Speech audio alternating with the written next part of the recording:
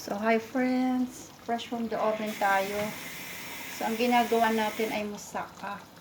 Meron yung minced beef at merong eggplant. Ayan. So, pakukuluan natin yan hanggang sa mag-dry yung sauce. Fresh from the oven. Moussaka ang tawag dyan. So, ito po ay Turkish food. Ang ginagawa natin ngayon. Alright. Sa ilalim yan, friends, ay meron ding patatas, potatoes, minced meat, tapos eggplant, tapos minced meat ulit, layer by layer. At ang sauce natin dyan, friends, ay tomato sauce. Masarap yan. Yummy. Kain, friends. Fresh from the oven. Alright. So, ito ang ating moussaka.